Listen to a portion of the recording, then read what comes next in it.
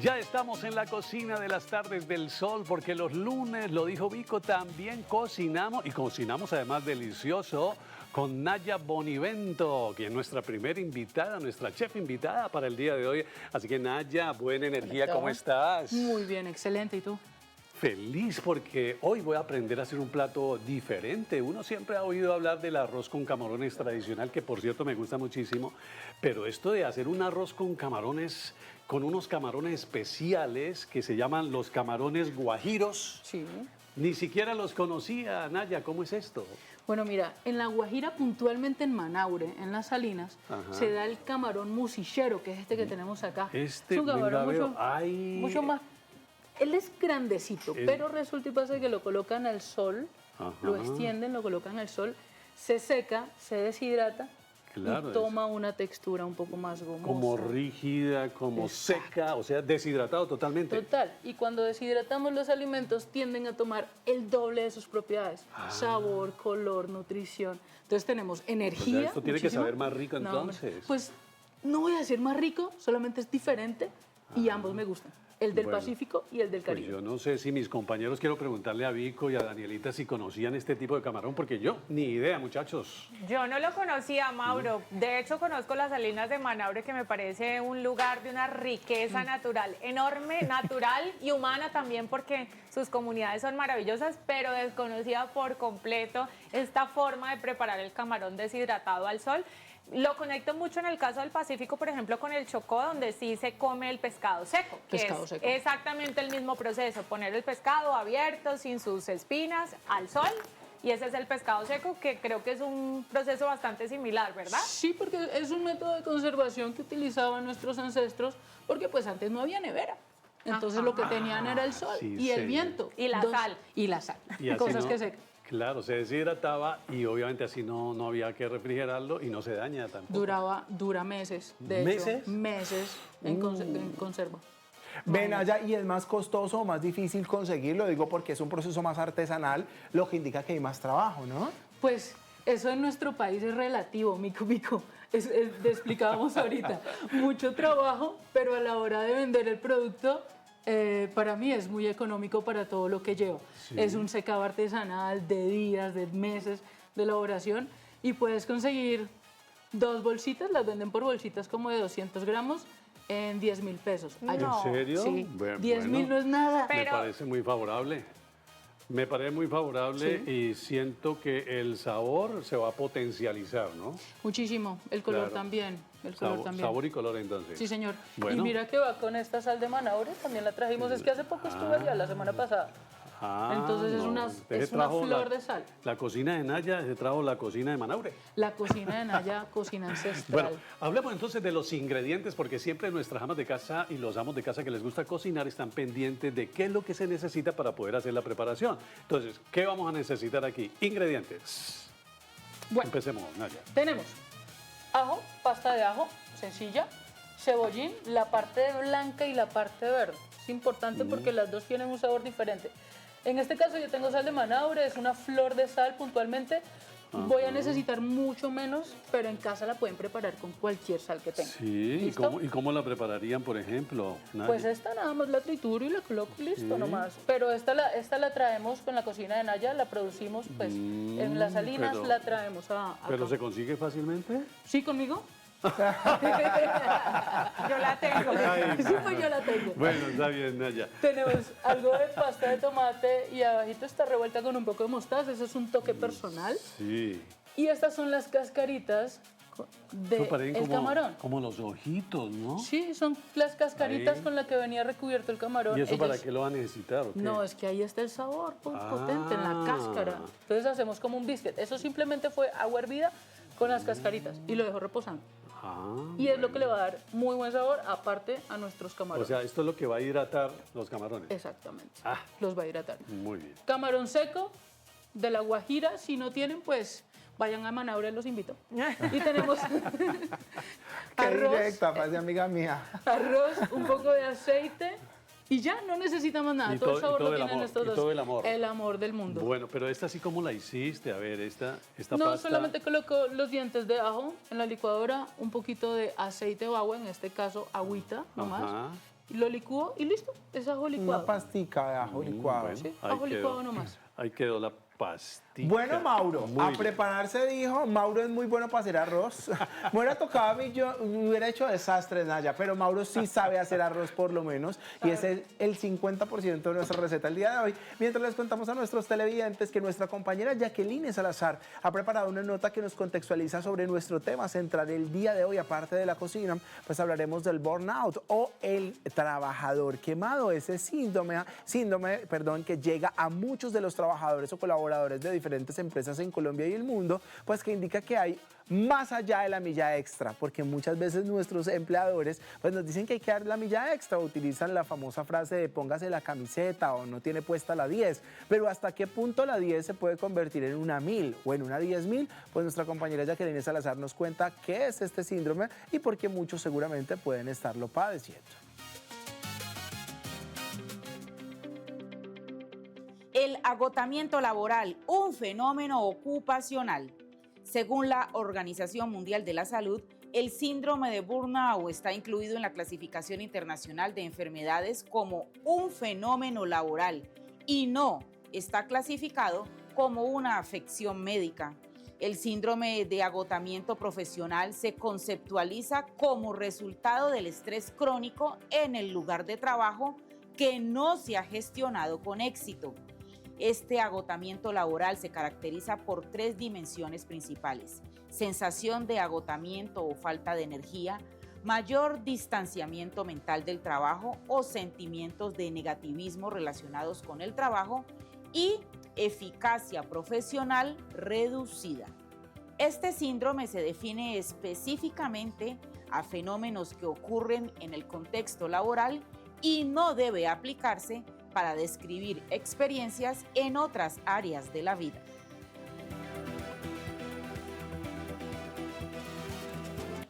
Interesante tema el que tenemos hoy en nuestras tardes del sol. Seguramente muchos lo hemos padecido. Dicen las estadísticas que es un fenómeno más padecido por jóvenes, pero tal vez en los adultos se presente una carga a través de los años. Así que hoy vamos a entender esta experiencia. Desde ya los invitamos a que nos comenten, nos envíen sus testimonios, sus preguntas para explorar este tema junto a la doctora Claudia Viviana Gil, que ya está en nuestra sala. Claudia, buena energía. ¿Cómo Muy estás? buena energía. Y, buenas tardes del sol, ¿cómo estás? Muy bien, gracias. Bueno, pues bienvenida, Clau. Nos encanta que estés aquí para abordar este tema y entenderlo en profundidad, porque muchas cosas sucede que en redes sociales se vuelve tendencia un término y entonces ahora todo el mundo tiene eso. Hablábamos del TDAH algunos días, precisamente también cuándo es y cuándo no es. Y hoy le toca el turno a este tema, el desgaste laboral, el burnout. Hablemos de cuáles son las diferencias clínicas y cómo diagnosticar si realmente tenemos este tipo de condición producto de nuestro estrés laboral o es algo de pronto con otras características. ¿En qué momento afecta nuestra salud mental?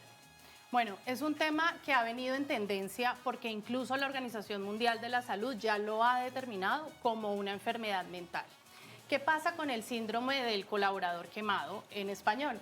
Y es que precisamente las empresas, por la productividad, por el día a día, por el tener las metas o establecer las metas, ha exigido a los colaboradores que se pongan, como decían, la camilla, la milla extra, la camiseta, pero esto ha venido en tendencia. ¿Cómo poder identificar? Digamos que hay muchos patrones, sin embargo, cada quien sabe en un autoconocimiento cuáles son también mis creencias de yo todo lo puedo. Yo lo puedo hacer todo, me vuelvo autoexigente para poder cumplirle a la empresa o a las mismas exigencias propias. También se da, por supuesto, en ambientes tóxicos, líderes tóxicos, compañeros tóxicos, pero aquí lo más importante es que cuando ya sentimos que hay un agotamiento emocional, que hay una despersonificación propia, que ya no sabemos, ya lo que hacemos es llegar irritados al trabajo, e incluso extendemos esto a nuestros hogares, y también cuando podemos ver que dentro de ese agotamiento emocional ya hay como un desequilibrio personal emocional y por supuesto profesional. Claudia, aprovechando que vos sos abogada, me interesaría mucho saber el cómo se gestiona esto dentro de algunas compañías que lo utilizan casi como una amenaza, ¿no? Y entonces hay mucha gente esperando allá afuera a ser contratada, usted verá si no trabaja hasta tal hora. Entonces siempre está esa amenaza, es que aquí me han llegado un poco bajas de vidas, usted verá es que una persona fue contratada para trabajar, no sé, 8 horas, que de hecho en Colombia se redujo la jornada laboral, entonces digamos que hagamos un redondo, 7 horas y pasan 10, 11, 15 horas, en la semana no hay un día de descanso y este tipo de actividades se torna bastante constante pero siempre está la justificación de hay gente que está buscando trabajo, entonces avise pues. ¿Cómo pueden quemar las empresas y legalmente cómo se pueden defender sus empleados frente a este tipo de conductas?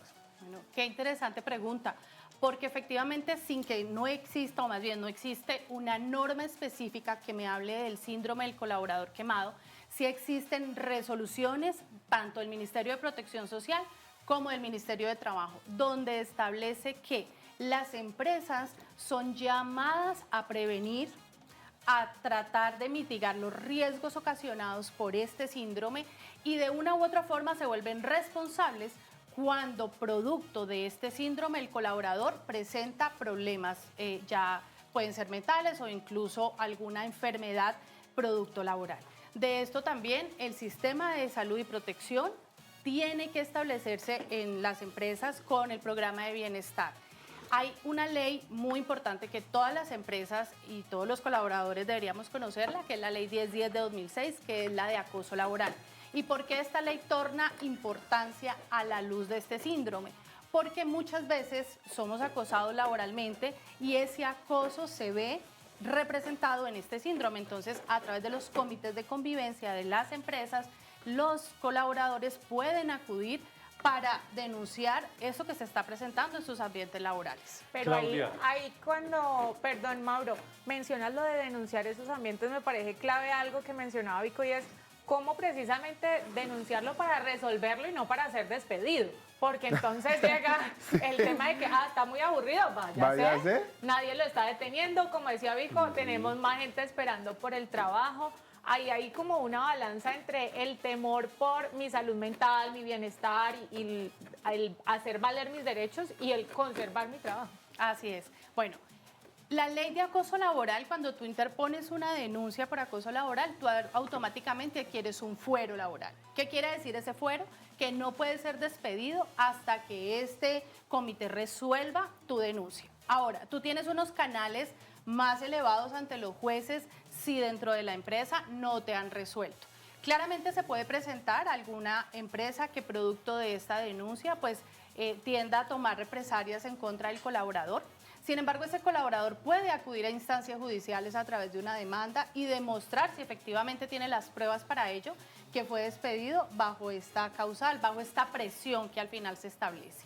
Si bien yo siento que no existe una norma específica, sí hay muchos actos administrativos que son las resoluciones que expiden los ministerios en pro de los colaboradores. Y esta ley 1010 lo que quiso fue darle sentido, darle una fuerza a el colaborador que tenga una voz en la empresa. Claudia, volvamos al tema del burnout o agotamiento físico. Si tú vas a la empresa a manifestar que estás en un grado extremo de agotamiento, pues va a decir el jefe, ve es que está cansado. Entonces, ¿qué tal realmente estamos protegidos por la ley colombiana respecto de este agotamiento extremo? 2, ¿sí es efectivo realmente en caso de que se nos niegue o haya una consecuencia como el despido laboral por esta circunstancia? ¿La ley te respalda realmente y puede ser efectiva una denuncia allí? Bueno, yo pienso que sí, y no solo lo pienso, sino que lo he podido observar. El Ministerio de Trabajo ha venido desarrollando mucha campaña frente a este tema y lo que ha querido es establecer que precisamente este acoso laboral que pueden sufrir los colaboradores sea de una forma más en brigadas, en campañas hacia los empresarios, hacia las empresas públicas y privadas, porque esto se ve en cualquier ámbito. Si bien, como lo decía, no existe una norma específica que vaya a decir voy a proteger al colaborador por el síndrome del empleado quemado, sí a través de todos estos estamentos, de todas estas resoluciones, de toda la jurisprudencia también que ya ha habido en el tema, los colaboradores tienen un argumento jurídico que les puede permitir poder defenderse claramente pues si tienen las pruebas. Ahora, ¿qué es importante establecer? Que claramente deben asistir a un médico laboral, deben haber pruebas psicológicas y precisamente las compañías también tienen que tener dentro de su programa de bienestar las baterías de riesgo psicosocial, la prevención y la mitigación, porque claramente yo puedo ser el dueño de una empresa, pero yo no sé cómo mis demás colaboradores se estén comportando frente a los demás personas que puedan tener a cargo. Entonces, es una responsabilidad incluso de ambos. La jurisprudencia ha dicho que no es solamente responsabilidad de las empresas. Fíjense que también ha dicho que es responsabilidad del colaborador. ¿En qué sentido? En denunciar, en asistir a los estamentos que se crean, a psicólogos, a medicina laboral, cuando sientan que el cansancio emocional, el cansancio laboral y esa fatiga se ha aumentado. ¿Y quién mejor que uno para conocerse cuando realmente tiende a caer en esto? Exacto. Incluso dicen, tú tienes 4 formas de identificarlo. Primero, autoconocimiento, tus propias creencias y tus límites. Claudia, hay algo muy importante dentro de esta conversación y es ¿hasta cuándo? Porque uno dice, bueno, ¿hasta qué punto mejor se puede tomar como que la empresa me quemó, literalmente? Y entonces pasa mucho que las condiciones laborales a veces cambian no sobre el papel, sino sobre lo verbal. Y voy a casos específicos como, fuiste contratada para, no voy a poner mi trabajo porque pues nosotros aquí solamente hacemos una función, pero digamos que, no sé, fuiste contratada para coser camisas y entonces cosiste camisas un mes y te fue muy bien cosiendo camisas y luego ya te traen pantalones, entonces ya no es solo camisas, sino también camisas y pantalones, luego camisas, pantalones y pantalonetas, luego camisas, pantalones y pantalonetas y camisillas y se va aumentando el trabajo, de hecho con acuerdos verbales como, no, pues como nos queda tiempito, entonces hagamos pantalones y así ha pasado con muchas personas que empezaron en un ritmo muy bueno de su trabajo haciendo una función y que luego terminaron con 200 funciones y allí también se está quemando. ¿Cómo hacer para hacer valer mis derechos como empleado sin, como siempre cae el mismo tema, sin ser despedido o temor a que haya una represalia contra uno? Bueno, yo ahí lo que aconsejo a los colaboradores es que revisen muy bien su contrato y normalmente en las empresas hay algo que se llama el manual de funciones. Se ve mucho que en el manual de funciones ponen y las demás que se les asigne, ¿verdad? En las demás que se les asigne no es que a mí me dio por contratarte para una cosa y te voy a hacer algo totalmente distinto. No, esa clausulita sí esa es una pues. línea bastante temerosa. Sí, porque allí pues puede caber muchas cosas, pero a ver, también es que los colaboradores y por supuesto los empleadores sepan que allí no cabe de todo, sino el objeto para el que yo fui contratado. Si yo fui contratada como abogada, pues obviamente eso implica una serie de herramientas para la compañía o para la empresa que yo esté desarrollando, ¿verdad? Y entre eso es pues poder emitir conceptos, demandas y demás, pero a mí no me pueden mandar, por ejemplo, no sé, a barrer, por poner un ejemplo. ¿Sí? ¿Por qué? Pues porque claramente eso se desdibuja de mi objeto contractual. Y es muy importante que los colaboradores revisen precisamente su contrato laboral, su manual de funciones y allí establezcan hasta dónde va también mis límites. Tú decías algo muy importante y es mis límites y eso es uno de los primeros síntomas que yo debo tener para el síndrome y es hasta dónde, hasta cuándo y en qué momento yo voy a parar. ¿Y bajo qué derechos, no? Pero con esto que dices, Claudia, a mí me gustaría que fuéramos un poco más al plano ahora psicológico, porque no es tan sencillo, créanme. A mí, por ejemplo, que soy bien parada en mi raya, como se dice con el tema de cumplir, pero bajo el respeto también de mis derechos y el cumplimiento de mis deberes. En un trabajo, el último que tuve en el 2024, que estaba liderando un proceso, cuando uno lidera procesos, uno se siente responsable de que salga bien. Entonces, si el otro no hace, uno dice, no, pues yo lo hago. Y no, esto me quedó mal, no, pues yo lo hago. Y así en el yo lo hago, con el ánimo de cumplir, pues uno se va cargando consciente o inconscientemente bajo un propósito de que su trabajo quede bien hecho, porque pues quien ama su trabajo siempre quiere tener los mejores resultados. Y yo no me di cuenta en qué momento terminé tan cargada al punto de que me quemé precisamente y me tocó irme porque dije no puedo con esto y esto me está haciendo daño emocional, físicamente bajé de peso un montón y entonces luego cuando salí identifiqué que, claro, no estaba comiendo a las horas, muchísimas cosas. Hablemos de cómo hacer esa autoevaluación consciente para identificar en qué momento nos estamos cargando más de lo necesario, eso cómo nos afecta, por ejemplo, el higiene del sueño, los espacios familiares, entre muchas otras cosas que se ven afectadas más allá del trabajo. Así es. Bueno, lo primero es efectivamente un autoconocimiento, es decir, todos sabemos hasta qué punto nosotros podemos sobrellevar una carga que está haciendo, pues que nos sobrepasa. Nos conocemos, pienso yo, lo suficientemente bien para saber en qué momento yo siento que aquí hay una sobrecarga laboral o hay un estrés laboral, y por supuesto eso lo llevé a otros espacios, no solamente de fuera de mi trabajo, sino a mi casa y por supuesto en mi cuerpo, que es un templo sagrado y debemos cuidarlo, pienso yo, dentro de la higiene del sueño, la alimentación, el ejercicio, que influyen muchísimo para que estos niveles también de cortisol bajen. Después de que yo tenga un autoconocimiento, yo sí recomiendo que si pues solitos no somos capaces de hacer ese autodescubrimiento y poder decir, ok, estas son mis carencias, estas son mis creencias y estos son mis límites, buscar ayuda. Y buscar ayuda es a través de un terapeuta, a través de un coach, a través de un psicólogo. En coach laboral se habla mucho de que debemos buscar 4 dimensiones y siempre estas 4 dimensiones van asociadas al ser. Es decir, tú puedes encontrar 1000 empresas o 1000 jefes tóxicos y siempre te los vas a encontrar en diferentes espacios. Ahí lo importante es quién es la persona que tiene que reflexionar, cambiar y de una u otra forma saber gestionarse, pues somos nosotros mismos, porque eso mismo es lo que vamos a hacer en nuestros espacios laborales. Entonces yo sí recomiendo mucho la terapia en los eventos en que no podamos llegar nosotros mismos, como decías tú, a ese conocimiento. Muy bien, Claudia. De hecho, mucha gente llega en un momento determinado a normalizar ese cansancio extremo y dice, no, es que mi trabajo es así. Entonces justifican ese agotamiento que se puede estar presentando en un momento determinado. Fernanda Gómez nos presenta 5 cosas que debemos saber sobre el burnout. Vamos a verlas. 5 cosas que nadie te dice del burnout. No es pereza, es agotamiento emocional y puede estar destruyendo tu vida sin que lo notes. 1. Te hace odiar lo que antes amabas. Ese trabajo, proyecto o sueño que te emocionaba ahora te pesa, te cansa y te fastidia. 2. Se mete en tu vida personal. No solo es en el trabajo.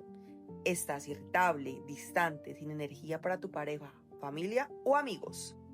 3. Trabajas más pero rindes menos. Te esfuerzas el doble pero tu mente no responde igual.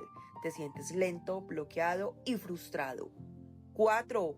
Vives con culpa constante, sientes que no estás dando lo suficiente, que estás fallando, aunque estés agotado por dentro. 5. Puede escalar algo más grave. Si no lo atiendes, puede convertirse en ansiedad o incluso en depresión.